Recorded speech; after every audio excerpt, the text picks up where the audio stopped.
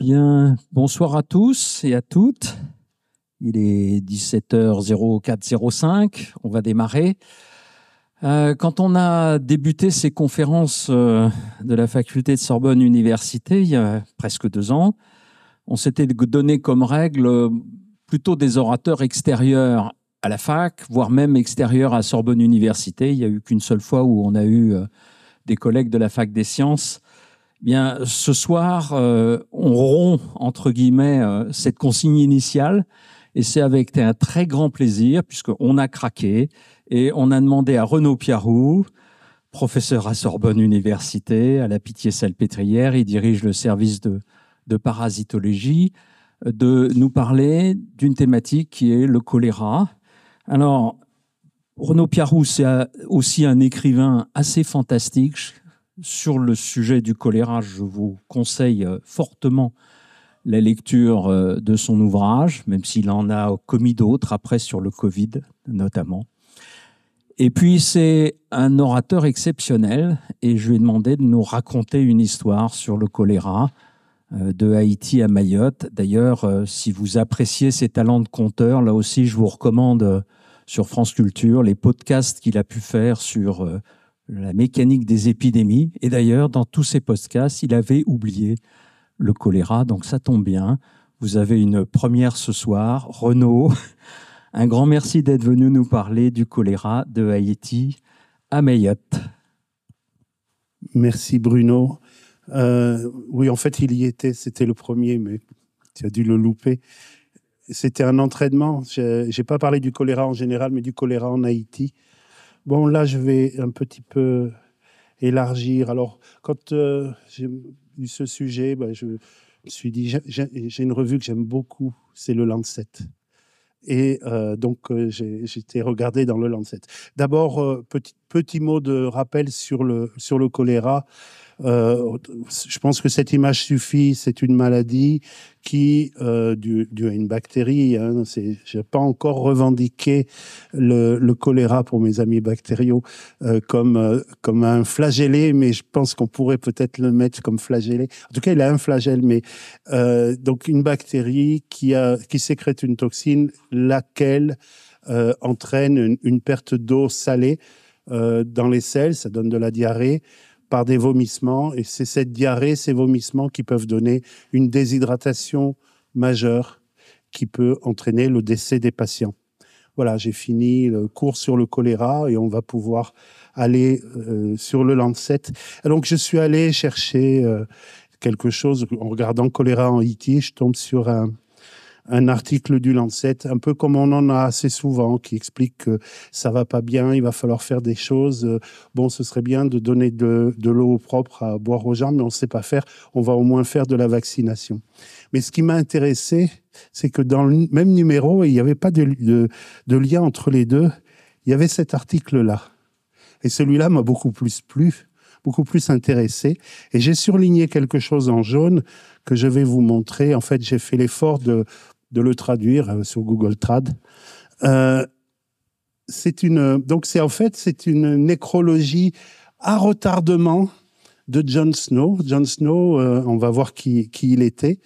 Mais le Lancet souhaite corriger après une période de réflexion indûment prolongée. On est en 2013. John Snow est mort en 1858. C'est vrai que c'est un peu long. La nécrologie était très brève. Dr John Snow, ce médecin bien connu, est décédé à midi le 16 de ce mois de son domicile de Sackville Street d'une attaque d'apoplexie. Ses recherches sur le chloroforme et d'autres anesthésiques étaient appréciées par la profession. Point barre. Nous, on connaît John Snow comme étant quand même presque le père de l'épidémiologie à propos du choléra. Mais il n'y a pas un mot. Et ce qui est intéressant, c'est ce qui est écrit. Est-ce que c'est de l'humour britannique? Je ne sais pas. La revue admet que certains lecteurs ont pu à tort déduire que le Lancet n'a pas reconnu les réalisations remarquables du Dr Snow dans le domaine de l'épidémiologie et en particulier son travail visionnaire dans la déduction du mode de transmission du choléra épidémique. Le rédacteur en chef aimerait également ajouter que les commentaires tels que « En exerçant son hobby de manière très intense, il est tombé dans un ravin et n'a jamais pu en ressortir depuis. Et a-t-il des faits à prouver? Non. » Publié dans un éditorial sur les théories du Dr Snow en 1855, avait peut-être un ton un peu trop négatif. Mais je trouve ça extraordinaire que plus de 100 ans après, ils se demandent s'ils n'ont pas été un tantinet négatifs. Alors Jon Snow, qu'est-ce qu'il a fait? Et c'est quand même intéressant. Jon Snow, il a essayé de comprendre le fonctionnement du choléra. Alors déjà, la première grande épidémie de choléra en Angleterre, c'est 1831-1832. Il travaille dans un patelin qui s'appelle Newcastle. Et Newcastle upon Rhine ou un truc comme ça, je ne connais pas cet endroit-là, mais en tout cas, c'est un pays minier, donc il y a des mineurs. Il travaille comme assistant de médecin, il doit avoir 17-18 ans, ça fait 4 ans qu'il est assistant d'un médecin, et il est brillant. Et donc le médecin est dépassé, il l'envoie dans les mines parce qu'il y a des épidémies, il y a une épidémie de choléra dans les mines. Et puis il se dit quand même, c'est bizarre, là... les miasmes à l'intérieur des mines, ça marche pas. Enfin, il n'y a pas ces odeurs particulières, etc. On attribuait le choléra aux miasmes. Alors, il se dit ça marche pas. Par contre, les gens sont là-bas, peuvent pas se laver les mains. Donc que ça marche par contact, ça pourrait être ça. Puis le choléra s'en va. Il revient en 48. En 48, il se recommence à enquêter. Là, il s'intéresse au premier cas et en fait, il fait du contact tracking. Il s'intéresse au premier cas qui débarque de Hambourg. Il s'aperçoit que le deuxième cas a été logé dans la même chambre que là où le premier cas est mort. Et puis, il se dit, quand même, il y a quelque chose qui est autre chose que les miasmes. Et puis, il va voir une série de cas d'études, par exemple, une rue avec d'un côté plein de cas de choléra, de l'autre pas de cas de choléra. Pourquoi? Et en fait, ils regardent, les gens prennent de l'eau dans des puits, mais d'un côté, il y a un canal qui sert d'égout et qui est très proche des puits, et de l'autre, il n'y en a pas. Et l'eau est probablement meilleure. Donc, ils pensent avoir démontré, mais ça ne suffit pas. Alors, cette carte montre un travail plus colossal. Il va aller chercher, il s'aperçoit que dans Londres, dans les quartiers sud de Londres, il y a plus de cas de choléra chez les personnes qui utilisent l'eau d'une compagnie plutôt que d'une autre. Je ne me souviens pas des noms des compagnies, c'est un peu compliqué, mais en gros, il y a plus de choléra dans la zone verte que dans la zone rose ici. Et il va quand même aller de maison en maison. C'est des gens qui louent, ils ne savent pas forcément d'où vient l'eau. Donc, il a un gros travail. Et il démontre ça, un rapport qui est de 5 pour 70, d'1 pour 14. C'est quand même quelque chose d'assez net. Ça ne suffit pas. Il arrive à publier parce qu'il est connu à cause de ses travaux sur le chloroforme et l'éther, mais il n'arrive pas à faire admettre. Et puis, ce qu'on connaît de Jon Snow, c'est ce travail. Il y a une épidémie en 1854 à Soho. Et là, il fait le lien avec l'approvisionnement par une pompe qui se trouve là, juste au milieu de la carte. Et cette pompe-là, il la trouve quand même suspecte parce que tous ces points autour, c'est des gens qui meurent de choléra. Et il fait le lien, il regarde la pompe la plus proche de chacun des habitants. Enfin, il fait un certain nombre de sorte de test statistique et cartographique. Il a là encore quelque chose qui paraît évident, ça ne suffit pas, et il va essayer de travailler avec un pasteur pour essayer d'encore de mieux comprendre. Le pasteur est complètement acquis à la théorie des miasmes, et il va justement complètement changer d'avis pour s'apercevoir qu'il y a ça. Donc ils vont de porte à porte, etc., essayer de comprendre. Et finalement, ils arrivent jusqu'à trouver la source, c'est-à-dire qu'il y avait une fosse septique à proximité qu'ils ont fini par repérer, et ils ont appris qu'un enfant avait eu le choléra, le cas index, et les vêtements, les couches de l'enfant avaient été jetées dans cette fosse septique. Et ça s'était passé vers le puits qui était très proche. Donc, il avait tous ces éléments. Et vous voyez que malgré tout, il a fallu énormément de temps pour qu'on admette que, oui, la transmission du choléra est d'abord liée à l'eau et qu'il faut faire quelque chose autour de l'eau. Voilà un peu l'introduction. Et en fait, dans toute ma vie professionnelle, je me suis retrouvé finalement à ne faire que retrouver ces éléments. Par exemple, en 1994, Je suis parti pour Médecins du Monde dans les camps de réfugiés de Goma. C'était après le génocide rwandais. Il y avait à peu près 1 million de personnes, hommes, femmes, enfants, beaucoup de militaires parmi les hommes, mais il y avait aussi des femmes, des enfants. Et moi, j'avais eu la lourde charge de médicaliser le plus gros centre d'enfants non accompagnés de Goma. Quand je suis arrivé, il y en avait 1500. Quand je suis parti, il y en avait 2500. 1200 plutôt à 2500, donc énormément d'enfants, et essayer de comprendre comment faire pour limiter la diffusion des épidémies, dont le choléra, des shigelloses aussi, des méningites. Enfin, c'était quand même assez compliqué. À ce moment-là, on partait, on ne pouvait pas téléphoner, il n'y avait pas de téléphone, il n'y avait pas de fax, il n'y avait pas d'Internet. Donc on partait, on était un peu perdus sur le terrain. Et alors, en faisant le tour des camps, etc., je suis tombé sur cette scène et que je n'avais pas compris quand je l'ai prise en photo. Mais vous voyez, c'est le bord d'un camp et c'est l'approvisionnement en eau des personnes qui vivent dans ces camps. Donc, il y a des dizaines de milliers de personnes pour chaque camp, voire des centaines de milliers. Et vous avez des personnes qui nagent, d'autres qui font la vaisselle, d'autres qui puisent de l'eau, parce qu'à ce moment-là, l'apport en eau fourni autrement, l'eau potable, c'est l'équivalent d'un verre d'eau par personne et par jour. Ça ne suffit pas. Donc l'eau est bien prise ici. Et ce que je n'avais pas vu, c'était que ça servait aussi de champ de défécation. Ce qui est totalement évident, puisque on préfère pouvoir se laver les mains, se rincer. Mais d'un point de vue transmission, ce que Jon Snow a pu voir à Londres, on le trouvait, mais en amplifié. Et ça, c'est la plus grosse épidémie de choléra des années 90. Plus tard, j'ai continué à travailler en République démocratique du Congo et j'ai essayé de cartographier, avec l'aide de Martine qui est ici, l'intensité du choléra, son incidence en fonction des zones de santé, en repérant de manière assez évidente, quand on fait des tests statistiques, le lien très net avec les zones lacustres, qu'il s'agisse du bord du lac Tanganyika, du lac Kivu, un petit peu le lac Édouard, et puis ces lacs qui sont de nature différente, mais qui sont sur le cours du fleuve Congo. Et en fait, à chaque site, je suis tombé sur des causes évidentes. Par exemple, à Bukavu même, il y avait un quartier qui était très touché par le choléra. Et en fait, ils allaient chercher l'eau un peu en dessous du quartier. Et en réalité, donc, les ressources en eau, elles sont là. Donc ça, c'est de l'eau. Et ça, c'est les égouts.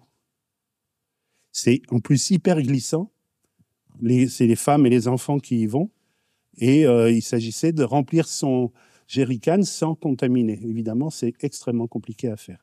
Ça, c'est donc sur ces foyers autour de Bukavu. Si on va un peu plus au sud, à Kalemi, c'est sur le bord du lac Tanganyika. Il y a une rivière qui est l'exutoire du lac Tanganyika qui va vers le fleuve Congo, qui s'appelle la Lukuga. Et en fait, dès qu'il pleut, tous les égouts de Kalemi vont dans le lac ou dans la rivière. Et puis, dans certains quartiers, la seule ressource en eau est là. C'est l'eau de la rivière Lukuga qui vient en plus récupérer les eaux d'égout en amont. Donc, on a encore le même schéma que celui qu'on a eu. Et en plus, là, on a une eau qui est un petit peu, très saumâtre. Elle est à pH 9, un petit peu chargée en matière organique, ça se voit bien. Et donc, quelque chose d'idéal pour la transmission du choléra. Dans les campements de pêcheurs, on est plus au sud, là, justement, sur le cours du fleuve Congo. La saison du choléra n'est pas la même. C'est au moment de la saison sèche. Donc, c'est curieux, sauf qu'à la saison sèche, des îlots qui sont sous l'eau une partie de l'année deviennent accessibles et des pêcheurs viennent s'installer là. Mais quand vous voyez les conditions d'installation, déjà, c'est même pas la peine de leur dire de faire bouillir l'eau. Ils vont pas amener des tonnes de charbon. La petite quantité de charbon qu'ils ont, ils vont la garder pour l'alimentation. Donc, ils puisent leur eau là, mais c'est aussi une eau qui est très facilement contaminée par les matières fécales, puisque ça sert aussi pour leurs besoins naturels. Donc, on a quelque chose comme ça. J'avais aussi eu l'occasion d'aller aux Comores. J'étais déjà implanté aux Comores, je travaillais pour Médecins du Monde sur un programme d'accès aux soins.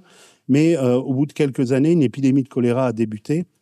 Et en fait, la Grande Comore avait à ce moment-là, je crois que c'est toujours le cas, des gros problèmes d'accès à l'eau. Et les ressources en eau, elles sont de cette nature-là, ce qu'ils appelaient les piscines ou les marigots, qui n'est pas du tout la même définition que le marigot dans les rivières africaines. Donc c'est un point d'eau où l'eau est poussée par la nappe phréatique est poussée par la marée. L'eau est saumâtre et ça se remplit, ça se vide avec la marée. Et ça, c'est utilisé comme ressource en eau de boisson, mais aussi la nuit pour les besoins.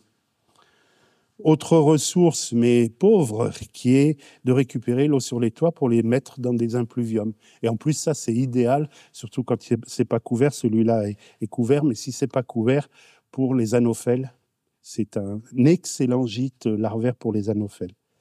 Et puis des puits, mais vous voyez, ces puits, comme ils sont très mal protégés. Et quand on met ça sur une carte et qu'on met l'incidence du choléra, très clairement, ces endroits du sud de la Grande Comore ont eu des incidences plus grandes. Et c'est là où on trouvait ces piscines, ou si on ne trouvait pas de piscine, comme à Ouroveni, c'est le puits d'Ouroveni que je vous ai montré tout à l'heure. Donc, vraiment, des ressources en eau qui sont utilisées pour la boisson et qui sont facilement contaminables. Voilà pour ce que j'ai pu voir. On va pouvoir faire un petit tour en Haïti. Maintenant, on est prêt. Haïti, c'est venu bien plus tard. En fait, Haïti est un pays qui a un problème d'instabilité et depuis 2004, une mission des Nations Unies est installée là-bas pour stabiliser. C'est la mission des Nations Unies de stabilisation d'Haïti. Donc c'est une mission de maintien de la paix, même si c'est pas franchement un pays en guerre. En tout cas, ils sont pas en guerre avec la République dominicaine à côté, par exemple. En janvier 2010, Haïti a un très gros tremblement de terre et 9 mois plus tard, une épidémie de choléra. Et puis la MINUSTAH est partie en 2017. Alors le tremblement de terre était super mal situé puisqu'il se trouve à proximité de Port-au-Prince. Il était relativement haut, énormément de dégâts. Voilà ce qui reste de Port-au-Prince après le tremblement de terre, avec 100 à 300 000 morts et surtout 1 million de sans-abri qui se retrouvent là pendant des mois et des mois, même des années, qui se retrouvent dans des campements de fortune. Imaginez, c'est quand même un pays où il pleut fort, il pleut beaucoup, il y a du vent, etc. Imaginez les conditions de vie que ça peut représenter. Et c'est dans ce contexte-là qu'on a l'épidémie de choléra de Saint-Marc, qui commence à Saint-Marc, on va voir où c'est, de manière extrêmement brutale. La première annonce de l'épidémie de choléra, on a déjà plus de 100 morts. En fait, du jour au lendemain, des centaines de personnes ont convergé vers l'hôpital de Saint-Marc. On apprendra que c'est sur l'ensemble des hôpitaux du delta de l'Artibonite avec le choléra. Et quand le premier jour, il y a eu 500 morts, on verra les courbes à Saint-Marc. Et le deuxième jour, 1000 morts, et 2 fois plus si on prend l'ensemble du bas Artibonite. On a alors une première narration, en quelque sorte, qui va avoir lieu, qui est de... Bon, là, à ce moment-là, vous voyez en rose les camps de réfugiés. Vous voyez que c'est à distance, et ce qui est d'ailleurs expliqué, c'est que c'est loin des camps de réfugiés, de déplacés. Saint-Marc, c'est là, au nord, et c'est là que se pose le problème. La flèche montre qu'il y a une aide qui est amenée à Saint-Marc. Donc ça, c'est le 22 octobre. Et puis on a cette épidémie va vraiment se répandre comme une bombe avec une onde de choc. Et vous voyez, on part de rien du tout. Il n'y avait jamais eu de choléra en Haïti. Un premier pic, qui est justement ce pic dans la région de Saint-Marc. Et puis, un cyclone qui passe, ce cyclone Thomas, ça réaugmente encore et ça monte à 4500 cas par jour. Et ça, c'est les cas qu'on voit dans les hôpitaux. Vous n'imaginez pas le nombre de cas en réalité qu'il y a pu y avoir. Et officiellement, on a 820 000 cas déclarés, près de 10 000 morts recensés, mais en tenant compte, et on l'a vu sur certaines études, des patients qui n'ont pas pu aller à l'hôpital, en particulier dans les zones rurales, on peut imaginer plusieurs fois ce chiffre, plusieurs dizaines de milliers de cas. Des études de MSF montraient dans certaines zones jusqu'à 5% de mortalité dans la population. Des zones rurales très, très isolées. 5% de mortalité, ce n'est pas 5% des malades du choléra qui meurent, c'est 5% de la population totale qui meurt. Donc, certainement des dizaines de milliers de morts. Alors, 2 versions, 3 positionnements. Ce n'est pas 3 mariages, un enterrement, puisqu'on est chez les Britanniques, mais 2 versions, 3 positionnements. La première version, elle paraît complètement naturelle quand on regarde le premier rapport de l'OMS.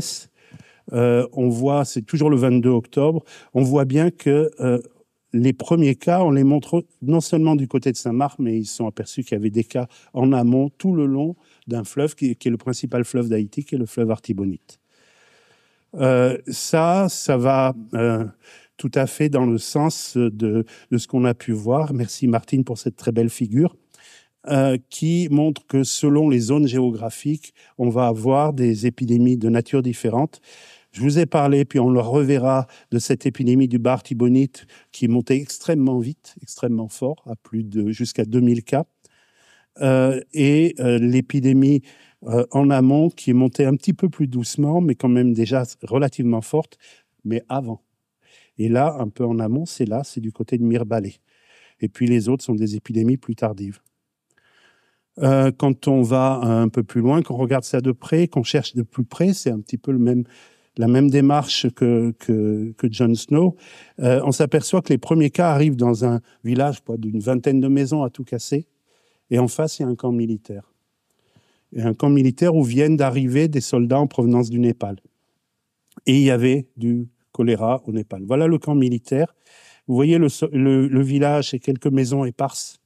Et c'est là que se trouvent les premiers cas de choléra. Et puis, autour du camp militaire, vous avez une rivière qui passe là. Et les habitants du village vont chercher l'eau par là, à ce niveau-là. Et ici, vous avez les toilettes du camp népalais, avec à l'époque 3 tuyaux qui descendent directement, qui font le trop-plein des fosses septiques, entre autres.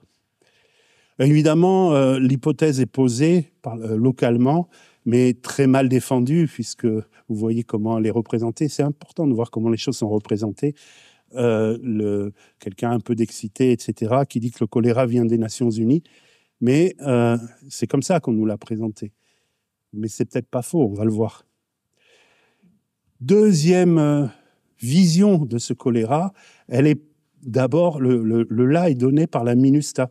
La MINUSTAH dit le premier cas de choléra, c'était pas là-haut, non, c'était en bas, dans le bar Artibonite, c'était pas en octobre, c'était en septembre, avant que les soldats népalais arrivent.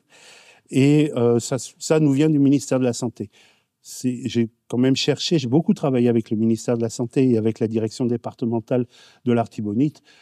Personne n'avait jamais entendu parler de choléra au mois de septembre 2010. Donc, mais bon, c'est bien de le dire, c'est sourcé en quelque sorte, mais on ne peut pas vérifier. Et voilà, donc le bar Artibonite, on est sur un autre paysage, des rizières et des canaux. Les canaux viennent d'où ? Ils viennent du fleuve Artibonite, mais vu de loin, on peut imaginer que ça vient aussi de la mer, je ne sais pas. Parce que l'idée, là, a été de laisser penser que le choléra avait bien débuté dans ce bar Artibonite.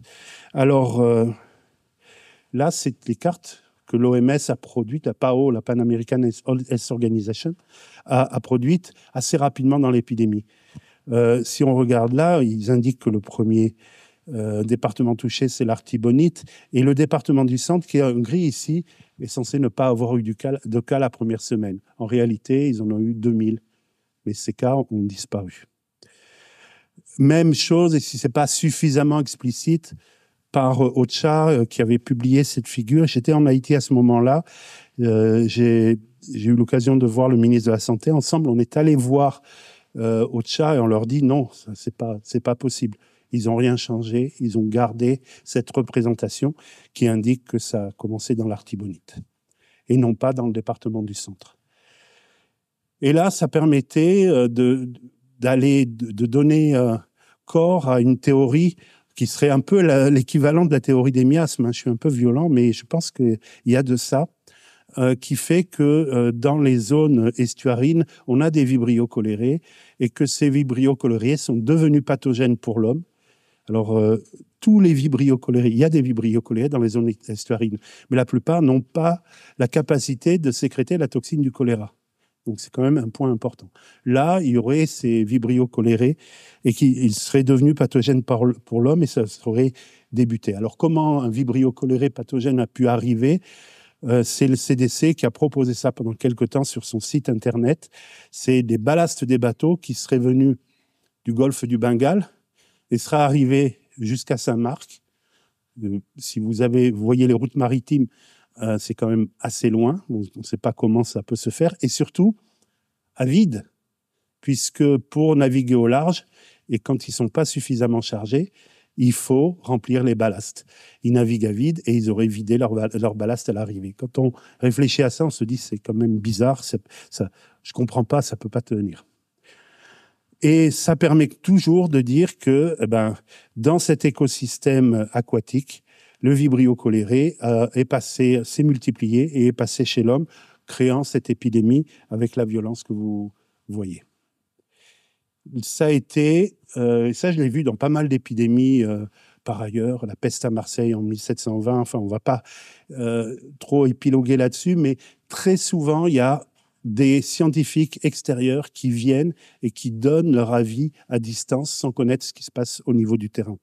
Et donc ça a été ce que une scientifique, on peut dire la papesse du choléra, a expliqué. C'est en fait une conjonction parfaite. Il y a eu le tremblement de terre, ça a changé le pH des rivières, mais le tremblement de terre n'était pas à cet endroit-là. Il a fait un été très chaud, il a plu, il y a eu un cyclone, mais vous voyez qu'il était 3 semaines après, et c'est ça qui a créé le choléra. C'est ce qu'elle a défendu et ce qu'elle défend toujours. Et les journaux ont embrayé là-dessus en disant, ben oui, c'est pas l'ONU dans cette histoire-là. C'est le temps, c'est le climat, c'est les conditions météorologiques qui ont fait le choléra. Et puis, un autre positionnement, c'est celui du Lancet. Donc, au mois de décembre, le Lancet se fait un éditorial, en gros, dire que faut pas investiguer ce genre d'épidémie, parce que ça crée la suspicion. C'est insultant pour les gens qui sont sur le terrain, ça les met en danger.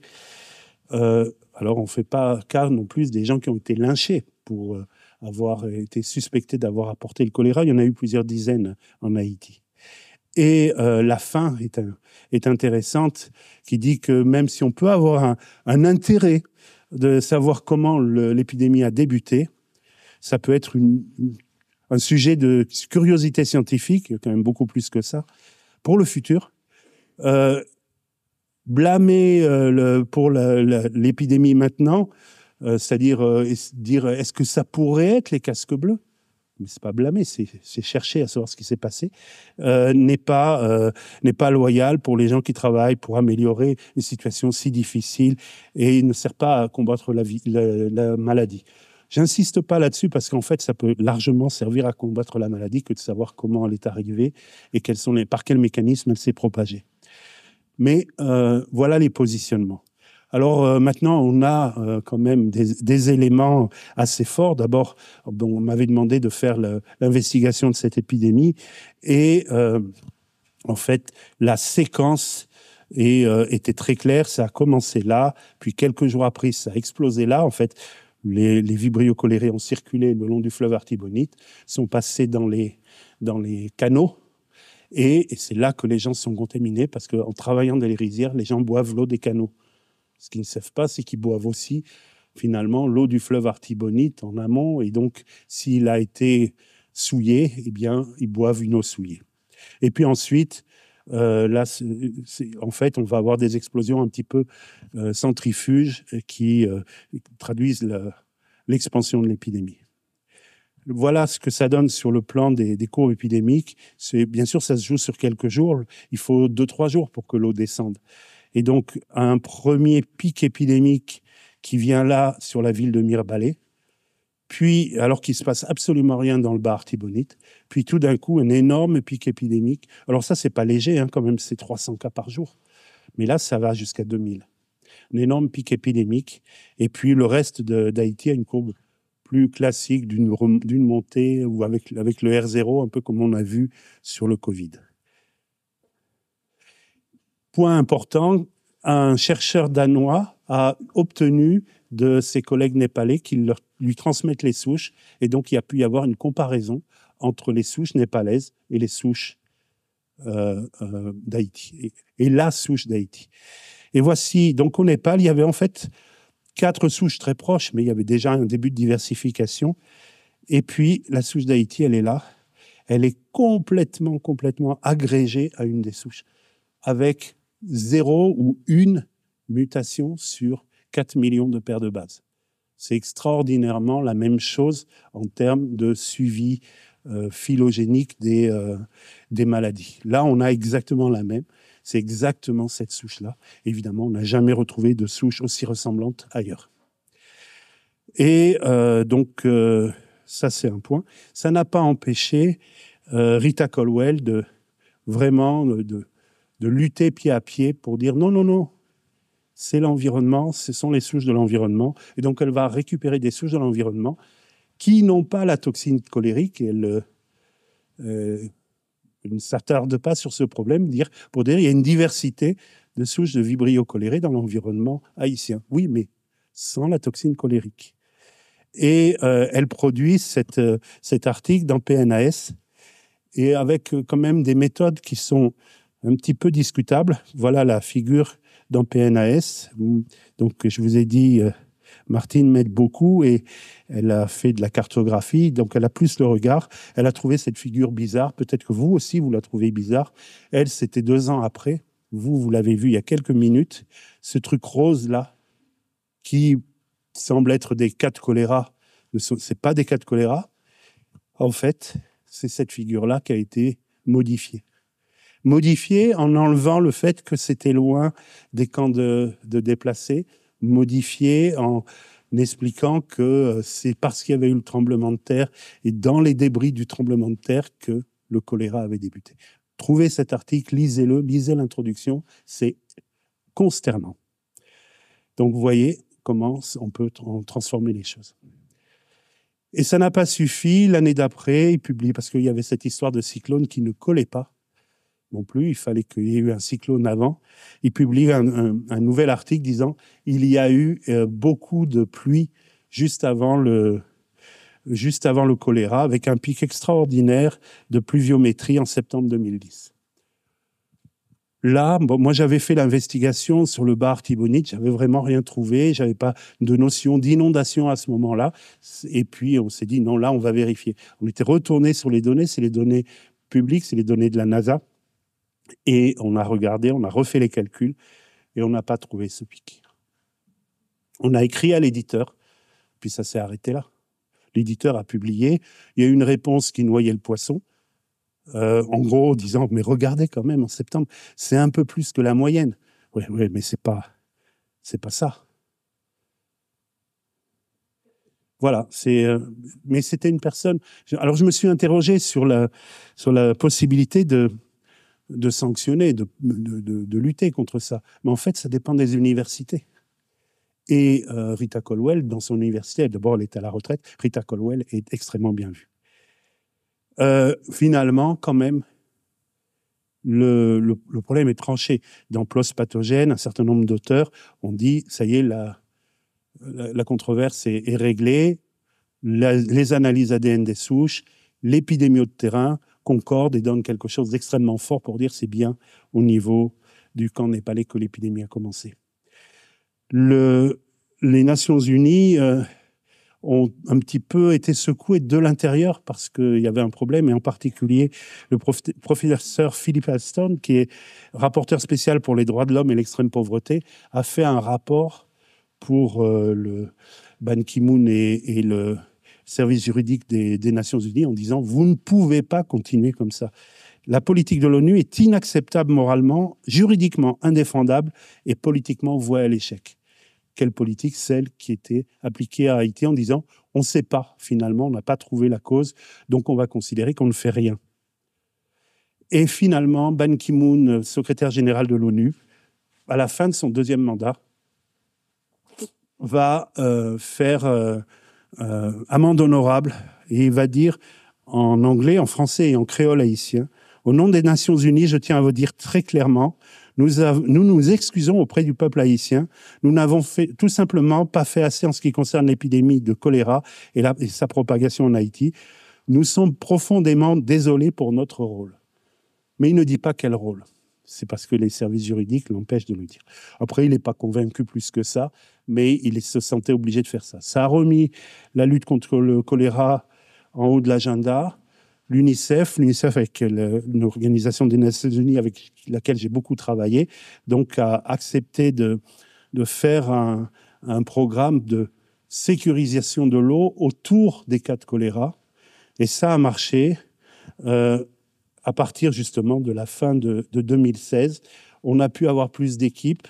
Là, en bleu, c'est la pluie. En orange, c'est les cas de choléra à Port-au-Prince, Enfoncé et ailleurs.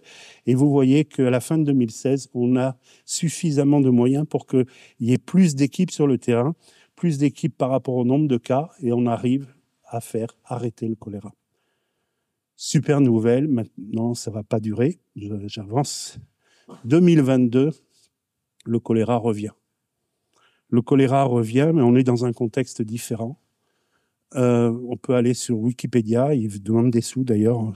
Mais en dehors du fait qu'il demande des sous, il y a carrément un article sur la guerre des gangs en Haïti avec deux consortiums de gangs, le gang G9 et le G9 et alliés et famille, et le gang, ça fait très mafia quand même, mais enfin pour un gang, et le gang G-Pup, ils se font la guerre. Ils se font la guerre, et pas que ça. Alors, ils se font la guerre à propos de leur interprétation d'une autre action de gangsters, des gangsters venus, alors eux, d'Amérique latine, d'Amérique du Sud, sont venus la nuit à Port-au-Prince, ont pu rentrer dans la résidence du président, la résidence privée du président de la République élu de Port-au-Prince, Jovenel Moïse, et l'ont assassiné. Jovenel Moïse a appelé au secours à plein de trucs. La police n'a pas bougé. La garde présidentielle n'a pas bougé. Il a une femme qui s'appelle Martine, mais elle a été inculpée pour avoir peut-être participé à ce truc-là. Mais toutes les Martines ne sont pas comme ça, hein, Bruno. Donc, quand même quelque chose d'assez troublant, parce que quand même, quelqu'un qui meurt, alors qu'on tire sur un président de la République à distance pendant un meeting, c'est déjà une faute des services secrets ou des choses comme ça, mais qu'on puisse rentrer à plusieurs dans la résidence privée, qu'il appelle à l'aide et que personne ne vienne, c'est quand même quelque chose d'assez extraordinaire. Et donc, ça a déclenché une guerre des gangs. Les gangs sont extrêmement puissants en Haïti. Et voilà une zone de Port-au-Prince qui est intéressante. Vous avez là un terminal pétrolier. Ça, c'est stratégique. Terminal pétrolier de Vareux, c'est le cordon ombilical, en tout cas pour l'énergie d'Haïti. Et il y a eu un moment, un barrage qui a été mis en place. Mais très peu de temps avant le barrage, on était à l'été, un barrage qui a donc bloqué Haïti. Très peu de temps, il y avait là un quartier qui posait problème. Tous les quartiers autour de Vareux étaient à G9 et à ses alliés, sauf celui-là qui s'appelle Brooklyn, qui est juste à côté. Hein. On est à 500 mètres, même pas 200, 300 mètres. Et ce quartier a été attaqué. On verra tout à l'heure, ça a fait quand même un nombre de victimes considérable. C'est une vraie guerre qui a été faite. Plus de 280 morts et pratiquement autant de blessés graves. On verra ça tout à l'heure. Ça n'a pas marché parce que ils ont reçu des renforts par la mer venant d'ici, de Cité de Dieu. Donc ça n'a pas marché. Ils ont résisté et donc le quartier a été encerclé. Il a fait l'objet d'un siège. Des snipers ont été mis sur tous les axes de sortie et tiré sur les gens qui essayaient de sortir. Et puis, pour aller un peu plus loin, ils se sont dit l'approvisionnement en eau de ce quartier est stratégique. Ils avaient déjà cassé les canalisations. Ils ont ensuite bloqué les camions, interdit aux camions, les camions-citernes qui amenaient de l'eau, d'aller dans ce quartier, sinon ils se faisaient tuer. Tout ça a été documenté, hein, on va le voir. Et alors, pourquoi je vous parle de ça? Parce que le départ de l'épidémie de choléra, c'est le quartier Brooklyn.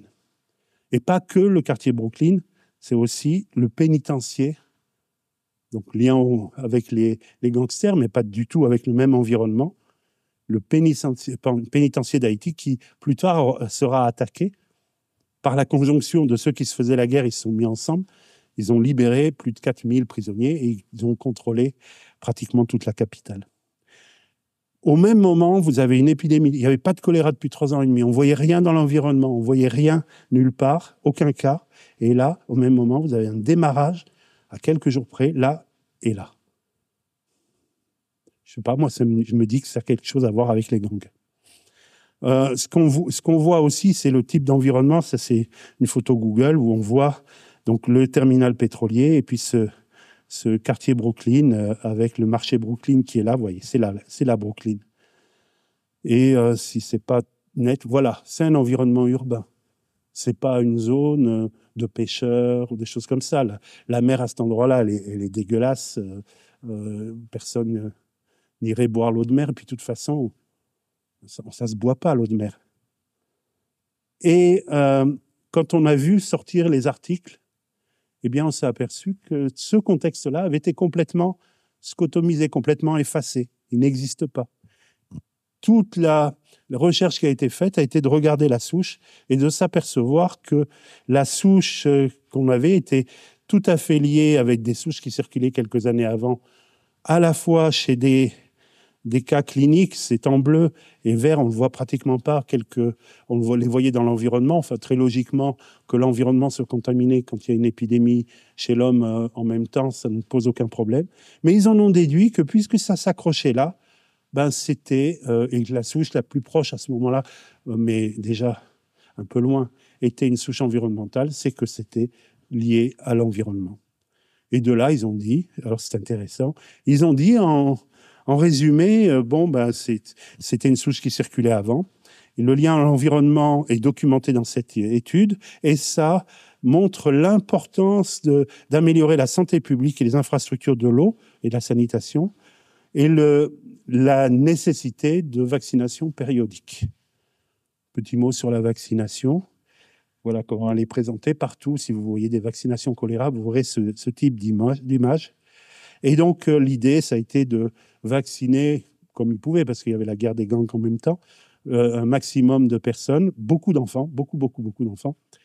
Et ce qui n'est pas précisé, c'est que, alors en dose unique, vaccin Chancol, en dose unique, où l'équivalent, c'est celui de Robio, le Vicol, et simplement papier du New England Journal of Medicine, en dose unique, ce vaccin-là, il ne fonctionne pas chez les enfants de moins de 5 ans.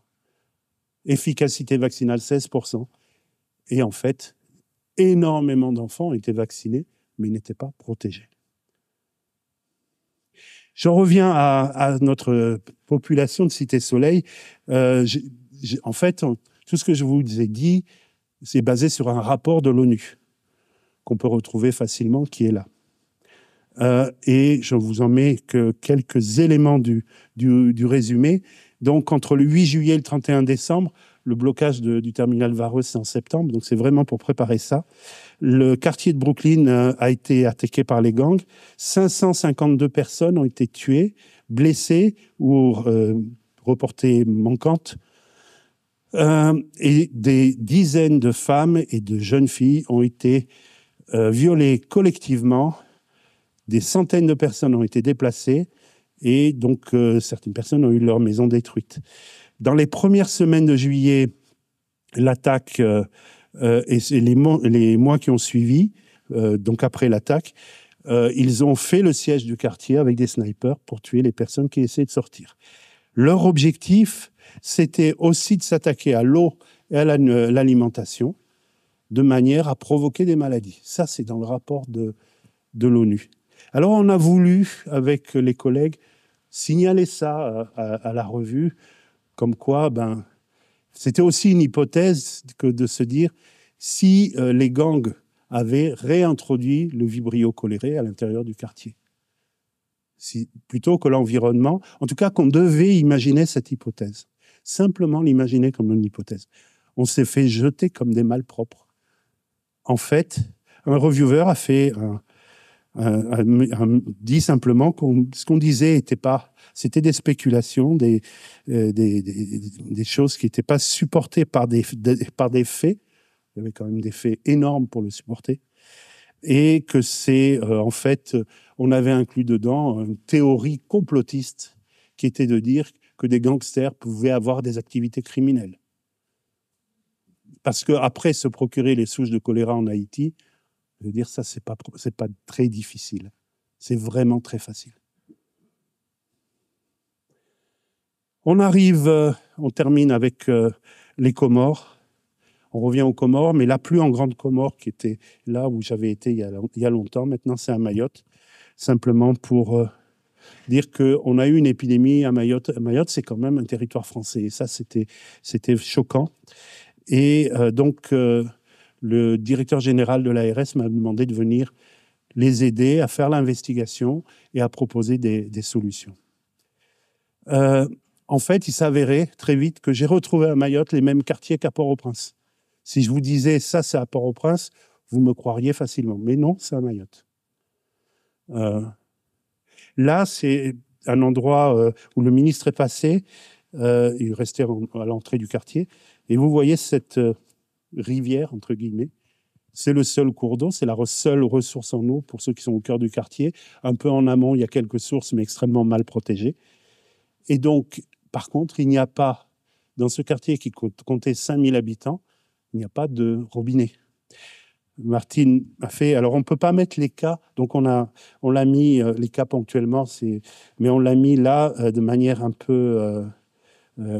pour qu'on ne puisse pas savoir quelle personne est touchée. Mais cette zone en rouge-orange, là, ça représente 5000 habitants. Il y a un puits, il y a une source mal protégée. Il n'y a pas un robinet. Il n'y avait pas un robinet. Quand je suis arrivé, ils ont commencé à le mettre, c'était début mai, ils ont commencé à mettre une première rampe de robinet à l'entrée. Et pourquoi il n'y avait pas de robinet? Parce que les citoyens mahorais s'y opposaient.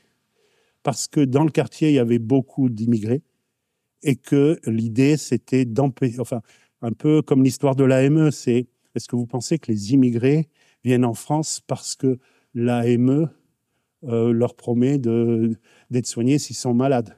Et là, c'est la même chose. Est-ce que vous pensez que les gens des Comores viennent à Mayotte parce qu'il y a de l'eau ou pas de l'eau dans un quartier? Certainement pas. Mais c'est une solution simple qui plaît à la population, et la population la voulait. Et ils ont non seulement fait pression sur les politiques, mais aussi détruit les quelques rampes de robinet qui avaient été installées pendant la crise de l'eau ou pendant la crise de Covid. Comme ça, je me suis aperçu qu'il y avait un problème, que j'ai fouillé un peu plus. Donc, voilà un peu ce qu'ils expliquent. Ça a des retombées néfastes sur les services de santé et l'éducation. Les hôpitaux sont surchargés de ça parce qu'il y a des immigrés. Et puis, les rampes d'eau proposées par la préfecture pour faire face à la crise de l'eau, ils les considèrent comme une solution destinée exclusivement aux clandestins, offrant un accès à l'eau aux personnes qui ne devraient pas être présentes sur le territoire. C'est parfaitement illégal. C'est l'état de droit. Tiens, ça vient de ce débat sur l'état de droit. On a signé des traités internationaux. On a des directives européennes qui disent « vous ne pouvez pas avoir des quartiers sans accès à l'eau ». Ces directives européennes ont été transposées en droit français. Il y a une loi qui dit « les communes doivent fournir l'accès à l'eau ». Et à Mayotte, ce n'était pas respecté. Et à Mayotte, parce que ce n'était pas respecté, un territoire était favorable à la transmission du choléra et on a eu une épidémie de choléra. Donc, il y a eu une peut-être une explication avec donc c'est le directeur général de l'ARS, ici le préfet, et donc au mois de mai, c'était contemporain de la visite du ministre.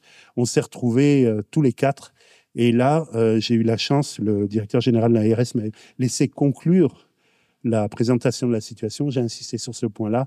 Le préfet a commencé à vouloir argumenter, et on a un peu une prise de bec, mais le ministre de la Santé, Frédéric Valletoux, a manifestement penché plutôt du côté de mes arguments, et le préfet s'est dit « Ok, on y va ». Et donc, effectivement, là, c'est début juin, ils y vont, ils décident de faire quelque chose, de remettre des robinets. Et les collectifs citoyens ont compris. Et donc, voilà l'épidémie de choléra. Au début, des cas importés en rouge, puis des cas locaux. Vous voyez qu'il y a un essai de vaccination, c'est la courbe noire. Alors, il va y avoir une énorme amplification de la vaccination. On pourrait se dire que c'est ça qui a arrêté le choléra. Juste le fait que la vaccination n'agit pas du jour au lendemain, il faut quand même certains trucs. Donc, imaginez que l'augmentation elle vient là, il y a déjà plus de choléra. C'est par contre à ce moment-là, à partir du début du mois de juin, qu'ils ont lancé le feu vert pour réhabiliter les rampes d'eau. Et c'est l'amélioration, en tout cas c'est compatible avec l'amélioration de l'accès à l'eau qui a permis d'obtenir ça. Voilà, j'en ai terminé. J'ai jamais de conclusion parce que je pense que c'est mieux de discuter ensemble. J'ai pas de morale à cette histoire, si ce n'est quand même que c'est un plaidoyer très fort sur l'accès à l'eau. D'ailleurs, la semaine prochaine, il y a Fleur Cohen qui organise quelque chose à la Chapelle Saint-Louis. Et je vais y participer. Elle m'a demandé d'y participer. Et je vais amener avec moi un grand directeur de la production d'eau, justement, et au moins des questions à poser, en particulier sur la situation de l'eau en Afrique. Je vous remercie.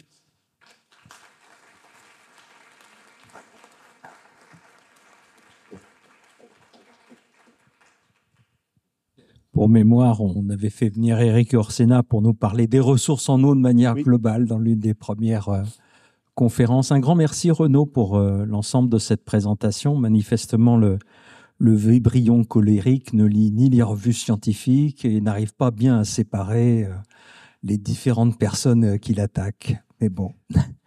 Des questions. Qui veut prendre la parole? Vous vous présentez? Je vais m'asseoir. Merci, monsieur.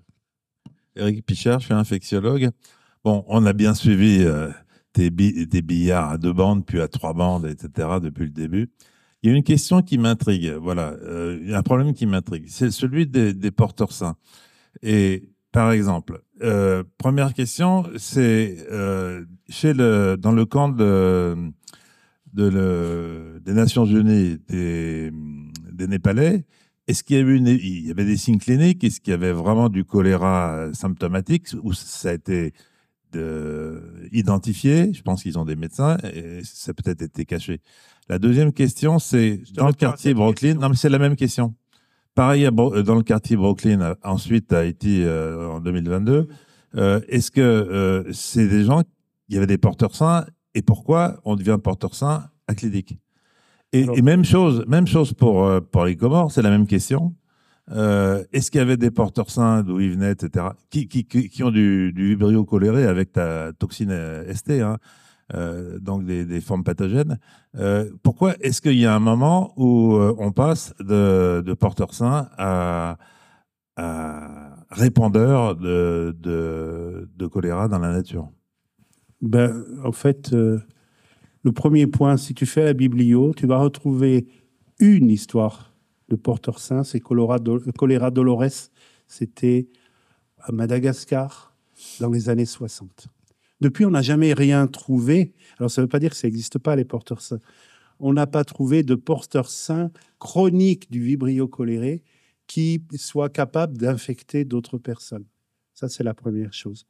Et les porteurs sains qu'on voit, c'est dans l'entourage d'une personne qui a le choléra. Il y a d'autres personnes qui, temporairement, peuvent porter vibrio choléré sans avoir de diarrhée. Ils sont généralement des toutes petites quantités de vibrio choléré, insuffisantes. Et puis, il ne faut pas être trivial, mais une diarrhée, c'est plus facile pour contaminer qu'une non-diarrhée.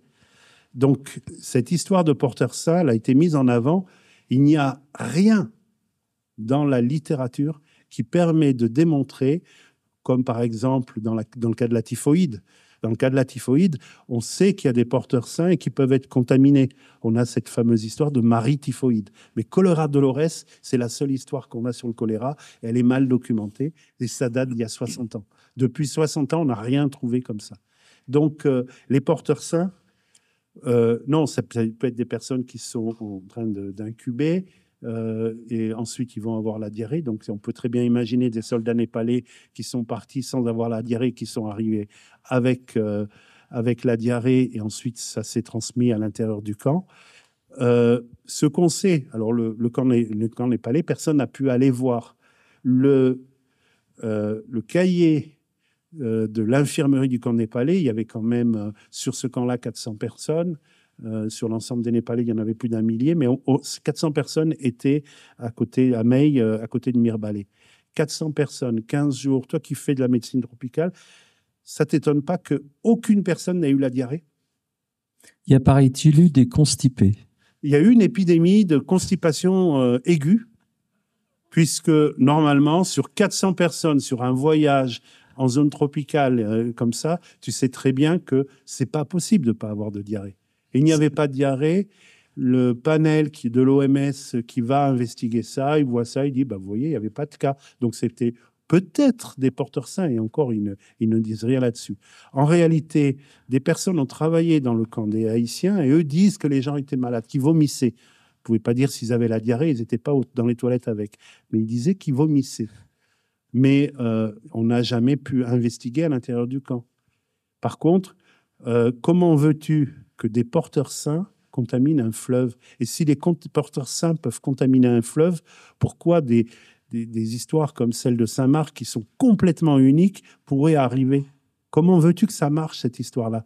Le vibrio choléré, tout d'un coup, il arrive dans l'eau courante et il se multiplie comme dans un bouillon de culture. C'est pas possible. Donc, non, c'est pas des porteurs sains. Il y avait des malades. Il y avait une épidémie. Mais évidemment, les porteurs sains laissaient courir cette idée-là, permettait de dégager la responsabilité. Parce qu'une épidémie, et on ne fait rien, et on vide la fosse septique dans la nature, c'est beaucoup plus grave que des soldats arrivent, personne ne voit qu'il y a des malades, et ça déclenche une épidémie. Il n'y a rien qui ressemble à ça, nulle part dans le monde, où on ne trouve pas des malades. À la prison, je pense qu'il y avait, ça signifie que l'épidémie a commencé chez des gangsters et qu'il y avait la nourriture, etc. En fait, ça me dit que le plus gros facteur de risque, c'est d'être gangster. Mayotte, c'était des personnes qui arrivaient d'Anjouan. Donc, des cas importés. Et puis, ça arrivait dans un quartier où la transmission était favorable. En plus, on a toute l'histoire. C'est la personne morte. Une personne est morte et n'a pas été déclarée. Son frère est tombé malade, a eu le choléra et on a pu le soigner. Mais la personne qui est morte, elle a été enterrée et ses vêtements ont été lavés en amont du quartier Koundou, du quartier Kherson à Koundou. Donc, on voit très bien comment ça s'est passé. Autre question? Merci beaucoup, Agnès Farkas. J'ai une question à propos de l'AME. Vous êtes passé dessus un peu. C'est moins mon sujet. Non, mais c'est pas sur le. C'est simplement le fait de retirer l'accès aux soins à une partie de la population qui est sensible, alors avec justement une tension vaccinale. Quelles conséquences sur le reste de la population? Parce que alors ça. Je peux le dire, non pas à propos de l'AME, mais à propos du choléra, puisque c'est un peu ce qui s'est passé. C'était aussi que la police des frontières tournait autour de l'hôpital. Donc, les gens hésitent à aller à l'hôpital, se déclarent plus tard, et ça augmente la transmission à l'intérieur du quartier. Et la conséquence pour l'ensemble de Mayotte, elle est évidente d'un point de vue économique, image de Mayotte, etc. Mais elle aurait pu aussi faciliter des cas. Alors, je n'ai pas le détail de l'adresse de tous les cas. Il y en a probablement qui ne sont pas liés très directement avec ces quartiers. C'était vraiment très focalisé sur le quartier, mais des personnes qui étaient en situation régulière, qui étaient là tout à fait légitimement, qui ont pu attraper le choléra, parce que quand il y a le choléra dans une population, des gens l'attrapent. Bonjour, je voulais vous demander si le fait que l'épidémie de 2022 ait été liée à la guerre des gangs serait pas un point d'appel inquiétant vers un risque de bioterrorisme avec le choléra, et notamment dans les pays qui sont dans une situation de précarité comme comme Haïti, où il pourrait y avoir où ça crée un précédent qui montre que si on condamne un quartier et qu'on bloque les canalisations, on peut faire émerger des cas de choléra. Oui. Il y avait déjà un précédent, j'en ai pas parlé, j'en ai parlé dans le livre sur le choléra. Il y a eu des élections en 2015, des élections législatives. Certains n'ont pas été contents. C'était du côté dans le nord d'Haïti. Il y a une première ville, alors c'est Plaisance et je ne sais pas laquelle. Bon, deux villes pas très grandes. Une première ville qui a une flambée de choléra. Et pour protester contre les résultats des élections, dans la deuxième ville, ils cassent les canalisations, ils créent une pénurie d'accès à l'eau et ça fait une flambée de choléra. Et ils essayent de bloquer l'arrivée des secours. Et un ami et collègue a quand même pu rentrer dans ce truc-là, quelqu'un qui travaillait pour l'UNICEF, un pompier au départ, mais il a dû rentrer avec des tontons macoutes. Enfin, il nous a raconté cette histoire-là et je l'ai relatée dans le livre sur le choléra. Donc, vous inquiétez pas, ces idées-là, les gens les ont assez facilement et ça se fait... oui, c'est pas très compliqué. Je pense que ça s'est fait souvent. Généralement, ils s'en vantent pas. Mais là, c'était tellement évident dans le nord d'Haïti que on a très bien compris que c'était quelque chose de volontaire. Ce qu'on voit aussi volontairement dans les épidémies de choléra, c'est des grèves pour faire pression, pour obtenir des choses qu'on n'arrive pas à avoir à d'autres moments. Vous imaginez, dès qu'il y a ce type d'occasion, on peut le faire. Mais des épidémies provoquées, il y en a. Et puis, des gens qui vident leurs fosses septiques parce qu'il y a les premières pluies, c'est un des facteurs de reprise, d'accélération du choléra. Par exemple, dans les zones comme le Katanga, où on a une saisonnalité. Et ça m'a été expliqué par des collègues congolais qui ont fait beaucoup de terrain et qui expliquent que quand il se met à vraiment pleuvoir, c'est l'occasion, on en profite pour vider la fosse septique. Évidemment, ce n'est pas très bon pour la santé. Bonsoir, merci de votre exposé. Je suis Corneille. Je vais poser une question pour le cas d'Haïti, le cas du choléra. Pour la prévention du choléra en Haïti, surtout au début, 2010-2014, on avait un élément, on va dire le chlore. Donc, pour l'eau, c'était plutôt des pastilles de chlore, on va dire, dans les centres de traitement de choléra où les personnes, pour l'entretien, on avait vraiment de fortes odeurs de chlore pour le lavage, de tout, pour les selles. Et puis, on incitait la population, c'est vrai, à bouillir l'eau, mais aussi à chlorer. Donc, on avait que ce soit en liquide ou pastilles de chlore. Et même l'eau, osmose inverse, l'eau qu'on achète ici, si on dit comme cristalline, l'eau. Donc, on avait pu remarquer que ces bidons d'eau n'étaient pas assez potables. Donc, c'était aussi conseillé d'ajouter des pastilles de chlore. Donc là, on voit un élément central, le chlore partout. Donc, pour le lavage des mains, c'était vraiment de fortes odeurs de chlore. Donc là, ma question, c'est quelles sont les conséquences sur le long terme pour ces populations-là? Et cette question de chlore, que ce soit pour la peau ou dans l'organisme, donc est-ce qu'il y a sur le long terme des conséquences? Alors, c'est difficile à dire. Et alors, premièrement, sur la politique qui était proposée, moi, j'aurais pas conseillé de se laver les mains avec de l'eau chlorée. L'eau, le savon fonctionne très bien pour le lavage des mains. Par contre, oui, dans les conditions où l'eau est transportée, on ne sait pas la qualité de l'eau dans les jerrycans, etc., mettre du chlore pour protéger l'eau était une bonne idée. Ce qu'on a proposé, nous, c'est de cibler ces actions autour des cas de choléra. Parce que d'abord, les gens ne pouvaient pas s'acheter le chlore, en fait.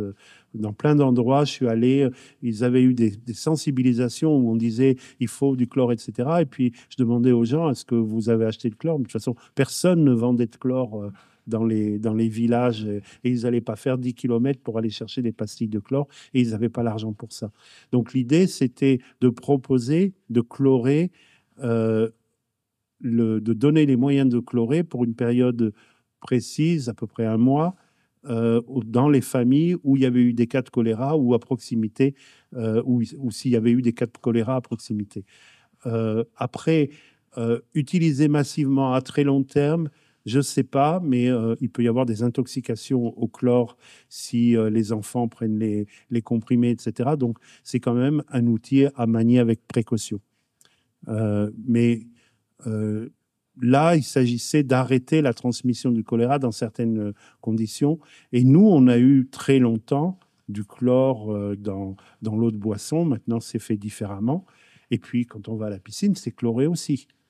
Donc, on vit dans des endroits où il y a du chlore. Et dans la piscine, le taux de chlore est élevé.